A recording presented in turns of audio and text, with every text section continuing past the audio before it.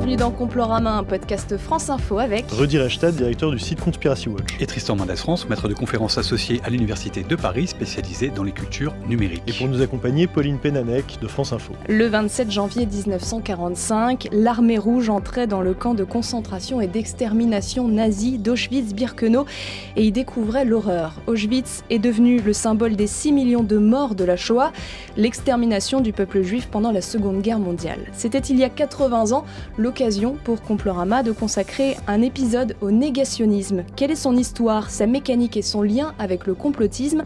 Qui sont ses acteurs en France et à l'étranger? Et enfin, existe-t-il plusieurs négationnismes? Le négationnisme et la complosphère, c'est l'épisode 81 de Complorama. J'affirme que pour des raisons techniques confirmées par l'histoire, les prétendues chambres à gaz homicides hitlériennes n'ont pas existé. Peu importe ceux qu'on aurait poussés à l'intérieur, ce ne sont pas les prétendues victimes que je voudrais ni salir ni invectiver, c'est le national-socialisme que je souhaite réhabiliter. Face au tribunal, je ne renierai rien, j'assumerai totalement ces propos. Le cas échéant, j'ajouterai même que pendant la guerre, j'aurais milité avec Jacques Doriot pour une collaboration totale entre la France et le Reich. Une collaboration pour une Europe des nations, unie sous la bannière du national-socialisme. Car j'en suis convaincu, le national-socialisme reste le seul espoir de l'Europe, d'où ma volonté de le réhabiliter en le lavant des calomnies véhiculées à son encontre. Vincent Renoir, dans une vidéo diffusée sur les réseaux sociaux X, c'était le 10 janvier dernier, Vincent Renoir a été jugé mercredi 22 janvier par le tribunal correctionnel de Paris pour contestation de crimes contre l'humanité, contestation de crimes de guerre, incitation à la haine raciale. Le délibéré sera rendu le 19 mars prochain. Alors avant d'entrer dans le vif du sujet, Rudy, rappelle-nous, c'est quoi le négationnisme? Négationnisme, c'est un terme qui sert à désigner la remise en cause de la réalité historique du génocide des Juifs par les nazis. C'est un néologisme qui a été forgé par un historien français, Henri Rousseau, en 87, pour désigner, dit-il, un système de pensée, une idéologie, et non une démarche scientifique ou même simplement critique.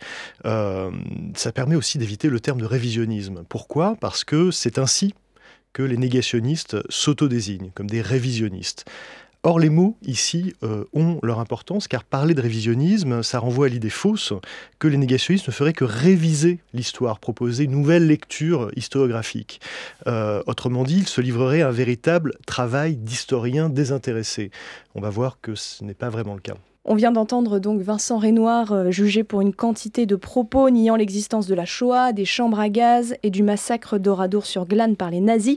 Il invoque, je cite, le débat, je cite encore l'histoire officielle et ses contradicteurs. Qui est-il ? Vincent Renoir, c'est sans doute le négationniste français aujourd'hui le plus influent. C'est un prof de mathématiques au départ et surtout un vulgarisateur des thèses de Robert Faurisson, qui est l'autre grande figure du négationnisme français, disparu en 2018. Mais la grande différence avec Faurisson, c'est que Renoir assume, lui, publiquement ses convictions politiques. Il ne se retranche pas derrière un apolitisme de principe. Il est ouvertement national-socialiste, il se réclame de l'idéologie nazie. Oui, c'est quelqu'un qui est assez déroutant, qui a des propos absolument extrêmes et radicaux. C'est un négationniste absolument convaincu et condamnable. On attend de voir ce que la justice donnera à son procès. Mais c'est quelqu'un qui, évidemment, derrière son négationnisme, cherche en fait à réhabiliter le nazisme en essayant d'effacer les traces des crimes commis par les nazis, tout simplement.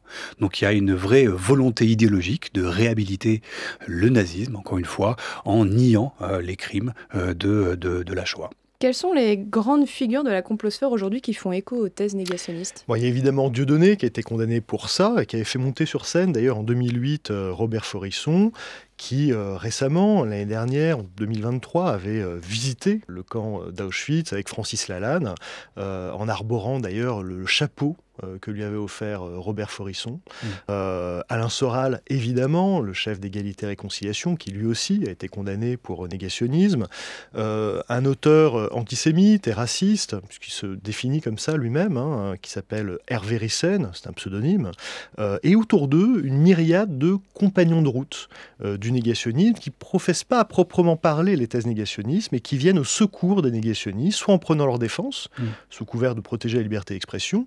C'est le cas par exemple des initiateurs et des signataires de la pétition Libérer Vincent Renoir, des gens comme le physicien belge Jean Bricmont, comme Paul-Éric Blanru qui a consacré un documentaire à Robert Forisson, ou d'un blogueur conspirationniste comme Étienne Chouard qui, il y a quelques années, sur Le Média, expliquait qu'il ne connaissait rien au sujet, qu'il fallait laisser les historiens en débattre. Il faut noter quand même que ce faisant, il reprenait à son compte un argument que seuls les négationnistes et leurs amis mobilisent, car en France et ailleurs, dans les pays libres, les démocraties libérales, personne n'empêche les historiens de travailler sur la Shoah. Et deux, il n'y a aucun débat sur la réalité de la Shoah. En fait, les défenseurs des négationnistes refusent de reconnaître les motivations réelles des négationnistes, à savoir l'antisémitisme. Nier la Shoah, c'est pas simplement nier un événement du passé, c'est aussi dire que les rescapés, ceux qui ont survécu à l'extermination et qui en témoignent, sont des menteurs et qui profitent de ce mensonge.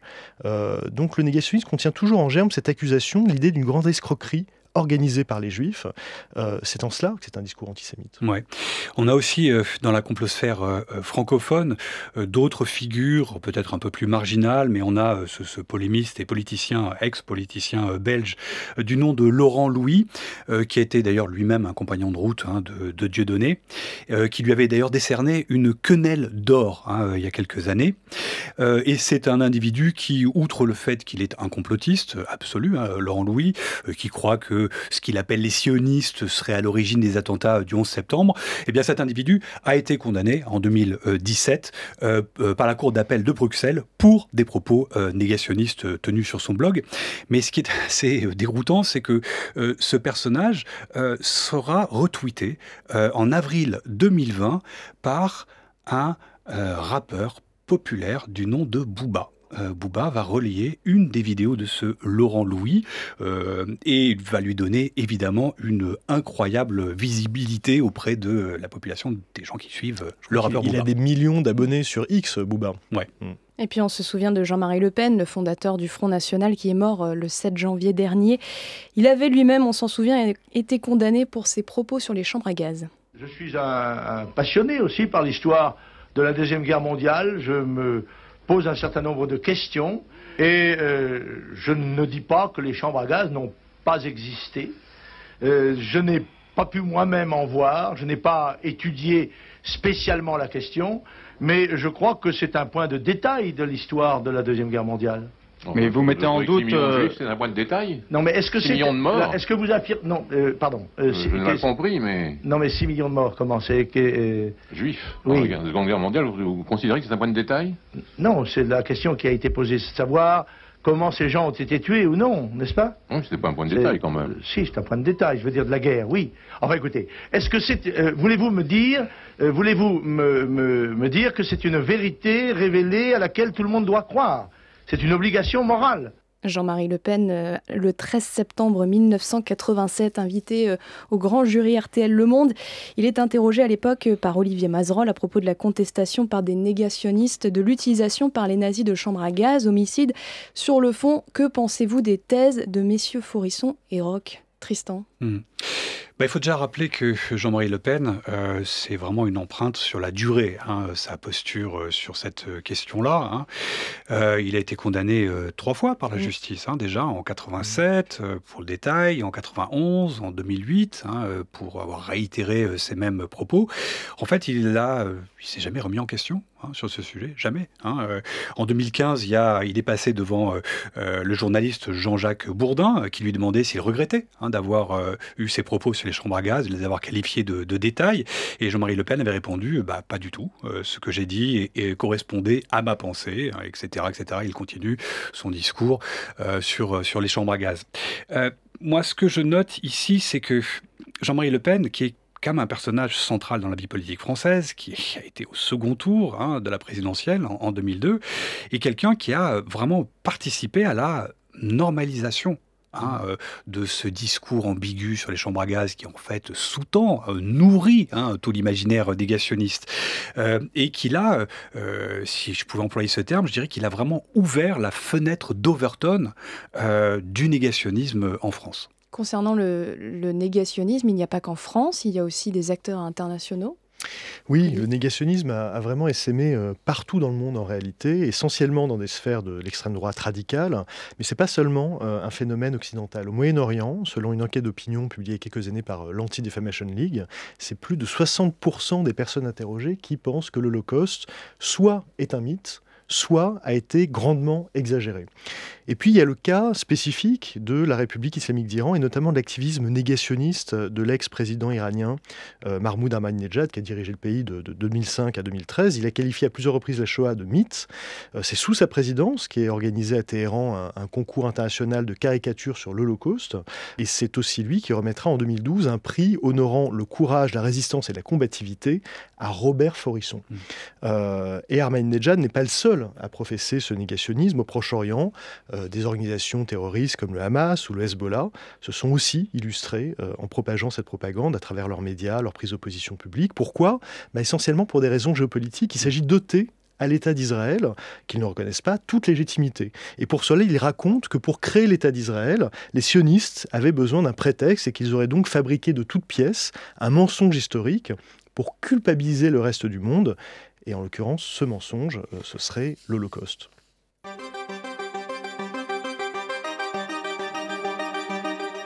Robert Forisson n'a pas varié d'un iota sa position sur l'Holocauste juif.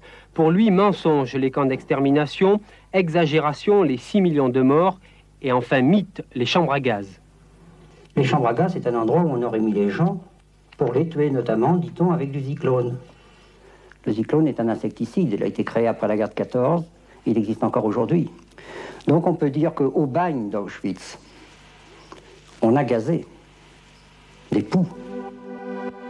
Extrait d'un reportage de France 3 Lyon le 30 avril 1987 où vous avez entendu les propos de Robert Forisson, connu donc pour ses thèses contestant les génocides des Juifs et l'existence des chambres à gaz. Robert Forisson est mort en 2018 à l'âge de 89 ans. Rudy, depuis quand existe le négationnisme ? Dès après la fin de la Seconde Guerre mondiale, il y a une préhistoire du négationnisme, ça naît dans les milieux collaborationnistes, sous la plume notamment de Maurice Bardèche. Maurice Bardèche, c'est le beau-frère de l'écrivain collaborationniste Robert Brasillac, qui sera exécuté à la Libération. Et dès 1948, donc 3 ans après la fin de la guerre, il explique que les Alliés, et surtout les Juifs, auraient inventé les camps de la mort pour s'exonérer de leurs propres crimes. Les Alliés auraient exagéré les atrocités allemandes et les Juifs auraient fomenté cette grande supercherie pour imposer leur domination. Donc on voit que dès l'origine, la théorie du complot juif mondial, c'est la structure d'accueil en fait du discours négationniste. L'autre père du négationnisme, c'est Paul Racinier, dès 1950. Paul Racinier, c'est un pacifiste, un ex-militant communiste, puis socialiste, qui a même été déporté en Allemagne pour résistance, qui a été brièvement député après la guerre, et qui commence à expliquer qu'il y a un grand mensonge autour de cette histoire. Et puis, il faut attendre 1967 et la guerre des 6 jours pour voir l'idéologue d'extrême droite François Duprat intégrer le négationnisme et l'antisionisme au logiciel politique de l'extrême droite française. Il fait en particulier de l'antisionisme un marqueur idéologique fort de ses thèses, et c'est plus le complot juif qui est visé, mais ce qu'il appelle l'impérialisme sioniste. Et puis il y a aussi et surtout l'affaire Louis Darquier de Pellepoix. Oui, on est une décennie plus tard, en 1978, ça c'est le vrai tournant. Louis Darquier de Pellepoix, c'est l'ex-commissaire général aux questions juives du régime de Vichy, donc impliqué directement dans le crime contre l'humanité. Après la guerre, il a fui la France, il a trouvé refuge dans l'Espagne de Franco, et en octobre 1978, est publié dans l'Express un entretien de Louis Darquier de Pellepoix, où il déclare notamment « Je vais vous dire, moi, ce qui s'est exactement passé à Auschwitz. On a gazé, oui c'est vrai, mais on a gazé les poux. » Ce qu'on vient d'entendre dans la bouche de Forisson. Ces propos provoquent un tollé, et Robert Forisson, à ce moment-là, rebondit sur la séquence. C'est un prof de littérature, Robert Forisson, qui depuis 1977 envoie régulièrement des lettres au journal Le Monde pour faire passer ses idées. Il rédige des tracts dans lesquels on peut par exemple lire, je cite, « Le nombre des Juifs exterminés par Hitler s'élève heureusement à 0 ». Voilà ce qu'il écrit. L'apport de Forisson, si j'ose dire, c'est de focaliser sur la question de l'existence des chambres à gaz, la question technique. Il parvient à passer un de ses tracts, il n'y a pas d'autre mot, dans Le Monde, le journal Le Monde, en décembre 1978. Le texte est intitulé « Le problème des chambres à gaz » et c'est une publication qui est accompagnée d'un contrepoint critique, un autre texte qui contredit les thèses de Forisson et le tout est présenté comme un débat sur les chambres à gaz, comme s'il y avait un débat. Le problème, c'est que cette publication, même si elle est accompagnée d'une réfutation, eh bien, elle légitime le négationnisme en lui offrant pour la première fois une tribune nationale, c'est-à-dire en le sortant de sa confidentialité. Des années plus tard, Le Monde reviendra sur ce dérapage, et en attendant, l'affaire Forisson est lancée, il va passer à la radio, il va être soutenu par tout un tas de personnalités, issues pour une grande partie de l'ultra-gauche. C'est ce qu'il faut comprendre aussi. Il y a le rôle central, notamment de cette librairie appelée La Vieille Taupe, et de son responsable, Pierre Guillaume, qui lui aussi va publier Racinier.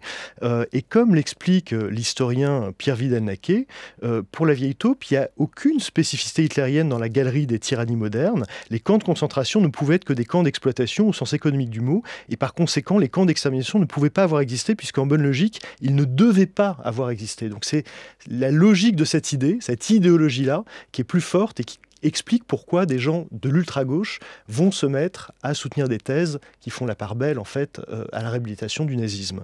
On va voir autour de Forisson des soutiens inattendus, Gabi Cohn-Bendit, Serge Thion, Noam Chomsky, surtout, c'est-à-dire des figures quand même de la gauche progressiste, internationale ou française.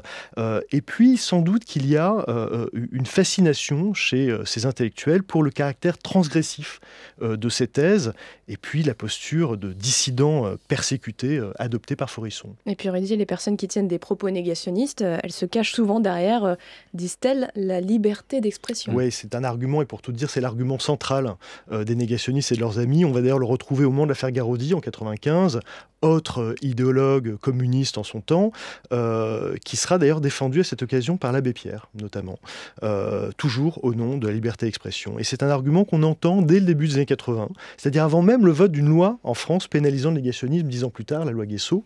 C'est un argument qu'on entend aussi bien sûr aux États-Unis, alors que rien n'entrave légalement la liberté d'expression des négationnistes. Ce que veulent les négationnistes, au fond, c'est se présenter comme des persécutés, des victimes, et utiliser le thème de liberté d'expression pour forcer les médias à faire la publicité de leur thèse. Mais alors, quel est le lien entre négationnisme et complotisme, Tristan ? La première chose qu'il faut comprendre, c'est que le négationnisme est par nature un complotisme. C'est du complotisme. Il implique deux choses. D'abord, qu'il y a un vaste complot pour cacher le fait qu'il n'y aurait pas eu d'extermination, et que ce mensonge est un complot motivé par l'appât du gain, quelque part, qu'une communauté aurait inventé cette histoire pour percevoir des dédommagements financiers ou un territoire, ce que un Dieudonné qualifiera par exemple de business de la Shoah. Ensuite, là, il y a la mécanique profonde du négationnisme qui fait vraiment écho à celle du complotisme en général, avec deux aspects assez flagrants. D'abord, le fameux millefeuille argumentatif. On va essayer de noyer l'interlocuteur avec myriades de références, à la fois historiques, techniques, sur la physique même des matériaux. On va essayer d'aller jusque-là, des images fausses ou décontextualisées. Et puis on a aussi un deuxième aspect qui est ce qu'on appelle le cherry picking, qui est en gros, qui revient en fait à retenir que les éléments qui vont dans votre sens et d'écarter ceux qui remettent en cause ce que vous êtes en train d'avancer. Un grand classique dans la complosphère qu'on retrouve dans la mécanique négationniste. Et puis, un dernier point, c'est que le complotisme et le négationnisme, si on parle de façon plus contemporaine, profitent d'un écosystème informationnel particulièrement porteurs aujourd'hui que sont les réseaux sociaux. On a vu le succès, par exemple, ces dernières années, d'un hashtag négationniste, HoloHoax, qui est une contraction en fait de hoax qui veut dire mensonge et de holo qui est en fait une référence à l'Holocauste. Eh bien, ce terme a gagné en visibilité ces dernières années, notamment depuis l'arrivée de Musk à la tête de Twitter, après le rachat de Twitter par Musk, qui a lui-même réduit incroyablement la modération, et donc en libérant la parole notamment négationniste, et puis aussi en réhabilitant et en réactivant des comptes de profils d'influenceurs antisémites et négationnistes, comme l'un des plus populaires, celui du négationniste et néo-nazi quasiment Nick Fuentes, qui aujourd'hui cumule près d'un demi-million d'abonnés sur X. Nick Fuentes, qui, petit pas de côté, avait été invité à Mar-a-Lago, dans la résidence le rappeur, de Donald Trump. Oui, avec le rappeur Kanye West, à une soirée donc invitée par Trump. Donc c'est pas quelqu'un qui est totalement périphérique, hein, de significatif aux États-Unis. Et ce même Nick Fuentes, pourquoi est-ce que j'en parle et j'insiste un peu sur ce personnage, c'est que c'est un individu qui a popularisé notamment un mème viral en ligne en 2019 autour des 6 million cookies, les 6 millions de gâteaux ou de cookies si vous voulez, et avec l'idée qu'on ne pourrait pas cuire autant de petits gâteaux ou de cookies avec des fours conventionnels sur une durée de 3 ou 5 ans. En gros, c'est une façon d'exprimer un négationnisme débridé sans explicitement le dire. Il existe aussi une version avec des pizzas, mais bon, ça c'est un peu plus confidentiel. L'inquiétant reste que cette culture numérique, ce bouillonnement complotiste, négationniste en ligne, toxique, se nourrit particulièrement de la culture 4chan, de la culture de ces réseaux et de ces références numériques en ligne, de ces trolls plutôt d'extrême droite qui foisonnent en ligne, et que ces discours touchent essentiellement, évidemment, les jeunes générations. Oui, tu parles des jeunes. Quand on fait un sondage ou des sondages sur l'empreinte du négationnisme dans l'opinion, on s'aperçoit qu'en France, par exemple, c'est très résiduel. C'est entre 0 et 2%, c'est-à-dire l'épaisseur du trait, quoi.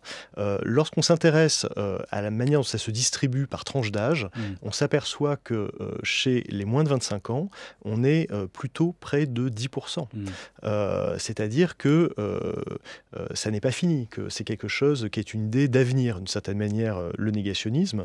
Pour revenir ensuite sur le lien entre le négationnisme et le complotisme, il faut prendre la phrase de 60 mots de Robert Forisson, qui est une phrase qu'il a lue au micro d'Europe 1 en 1980 dans l'émission Expliquez-vous, et qui est une théorie du complot chimiquement pure, selon moi. Voici ce qu'il dit, je cite: « Les prétendues chambres à gaz hitlériennes et le prétendu génocide des Juifs forment un seul et même mensonge historique qui a permis une gigantesque escroquerie politico-financière dont les principaux bénéficiaires sont l'État d'Israël et le sionisme international et dont les principales victimes sont le peuple allemand, mais non pas ses dirigeants, et le peuple palestinien tout entier. » Fermez les guillemets. C'est une phrase qui présente tous les traits du récit conspirationniste le plus caricatural. Remise en cause de la réalité dans ce qu'elle a de plus solidement établi, prétendue chambre à gaz, prétendu génocide, l'idée d'une manipulation extraordinaire, incommensurable, il parle d'un mensonge historique et d'une gigantesque escroquerie, l'inversion victimaire et la mise en accusation de comploteurs présumés à qui le mensonge est censé profiter. Il dit l'État d'Israël, le sionisme international et leurs complices, les dirigeants allemands qui seraient compromis. Et puis la révélation d'un mobile caché, la dite escroquerie étant réputée de nature politico-financière. Il faut faire de l'argent. Ce qui permet de lier d'ailleurs deux grands thèmes traditionnels d'accusation antisémite qui sont le préjugé de l'âpreté au gain des Juifs associé à un projet de domination politique. On retombe sur le mythe du complot juif. Donc on est là dans quelque chose qui est vraiment une théorie du complot antisémite. Et puis, s'agissant de l'intrication entre la complosphère et la mouvance négationniste, elle est très claire, au moins depuis le début des années 2000.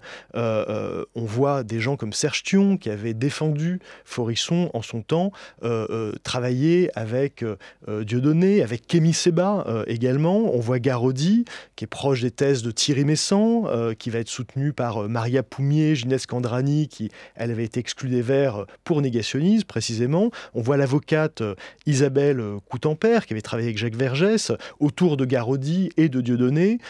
Voilà. Donc, le négationnisme apparaît vraiment là comme le masque d'un antisémitisme qui ne s'assume pas complètement et qui déborde largement la sphère des nostalgiques du Troisième Reich. Tu cites plusieurs figures, Rudy.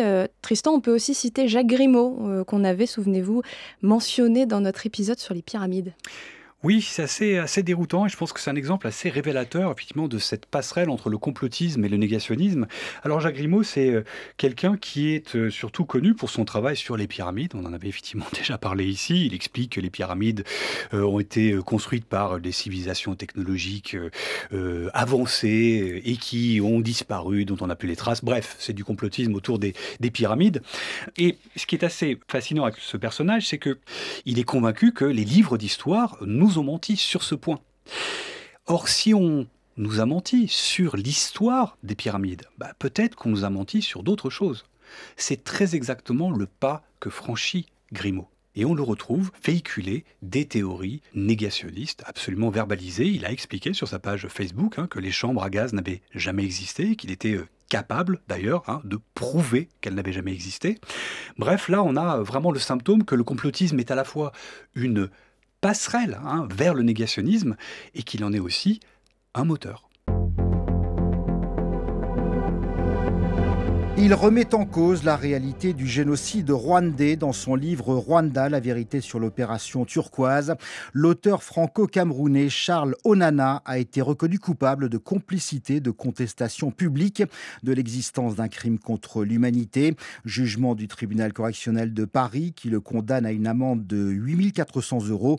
Également condamné l'éditeur de Charles Onana, Damien Seriex, des éditions du Toucan, qui devra verser 5 000 €. Plusieurs associations de défense des droits humains s'étaient portées partie civile dans ce dossier. Extrait d'un journal de France Culture diffusé le 9 décembre 2024. Ce jour-là, vous venez de l'entendre, le journaliste Charles Onana a été condamné pour complicité de contestation publique de l'existence d'un crime contre l'humanité, Audy. Oui, c'est un jugement historique parce que c'est la première fois que la loi Guesso est appliquée à un autre événement que la Shoah. Depuis 2017, dans le Code pénal, le champ d'application de cette loi a été étendu aux contestations de génocide qui ont donné lieu à une condamnation prononcée par une juridiction française ou internationale. Donc aujourd'hui, nier l'ampleur ou la réalité du génocide des Tutsis du Rwanda en 1994, 1 million de victimes pendant 3 mois, eh bien c'est pouvoir tomber aussi sous le coup de la loi. C'est ce qui est arrivé à ce politologue Charles Onana. Il existe aussi des théories négationnistes concernant le génocide arménien, un génocide perpétré par les jeunes Turcs à l'encontre des Arméniens de l'Empire ottoman entre 1915 et 1923. Tristan. Oui, on a le président actuel de la Turquie, Erdogan, qui déjà en 2009 refusait publiquement de reconnaître la réalité du génocide arménien, la terminologie même de génocide arménien.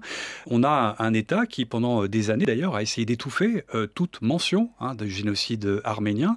En octobre dernier, d'ailleurs, tout récemment, on a une radio indépendante turque qui a été réduite au silence pendant plusieurs jours pour avoir simplement évoqué le sujet du génocide arménien. Donc c'est une vraie politique d'État. On est là dans un cas assez particulier de négationnisme étatique, poussé par un État entier. Donc c'est une particularité en tout cas de ce négationnisme-là. Et j'ajouterais un négationnisme étatique et existentiel pour l'État turc, pour le nationalisme turc qui s'est construit quand même sur la négation du génocide arménien. L'agence Anadolu, qui est l'agence de presse publique officielle turque, ne parle du génocide arménien qu'en employant le terme de massacre ou en mettant entre guillemets le terme de génocide.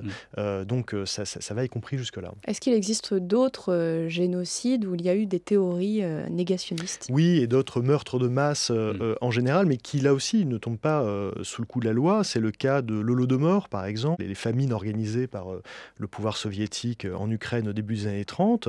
On sait que c'est remis en question, y compris par des nostalgiques de Staline, une historienne française qui s'est illustrée dans ce domaine en particulier. Et puis le génocide des Cambodgiens par les Khmers rouges, qui là aussi, dans les milieux de l'extrême gauche, anti-américaine, explique que ça n'a absolument rien d'un génocide. On a le massacre de Srebrenica également, dans les années 90, qui lui a fait l'objet pour le coup d'un jugement international, qui est qualifié par la justice internationale de génocide, environ 8000 victimes, et qui fait l'objet d'une tentative de réécriture de l'histoire. On nous dit qu'il faut sans doute diviser par 10 le nombre de victimes, que tout ça c'est l'effet de la guerre, etc. Donc il s'agit encore une fois de minimiser l'importance du crime. pour terminer cet épisode, le négationnisme, on l'a dit, reste étroitement lié au complotisme, Rudy. Oui, au fond, le négationnisme, les négationnistes se moquent, je crois, de la réalité. Ils maquillent en débat d'historiens ce qui n'est en réalité qu'une accusation. Dans le cas de la Shoah, l'idée que les Juifs mentent. Raison pour laquelle aucune preuve du génocide ne les satisferont jamais. Raison pour laquelle l'histoire, dans sa factualité, n'intéresse pas les négationnistes, quel que soit le négationnisme dont on parle. Je crois que la vérité du négationnisme, c'est, comme le dit très bien Vincent Renoir, c'est de disculper le régime nazi de ses crimes pour faire émerger en fait les conditions de son retour, c'est-à-dire paradoxalement, la possibilité d'une réitération de ce crime, un crime qu'on s'ingénie à nier pour en réalité l'appeler de ses voeux. Voilà, je crois que c'est ça qu'il faut retenir de cette démarche, qui au fond est une pantomime de la démarche scientifique. Ça reste résiduel, en tout cas en Occident, les idées négationnistes, mais compte tenu de l'éloignement temporel croissant de la Seconde Guerre mondiale et de la disparition physique des survivants, de ceux qui peuvent encore témoigner de leur expérience, il y a fort à parier, en tout cas c'est une hypothèse assez sérieuse, que le négationnisme n'est pas derrière nous mais devant nous.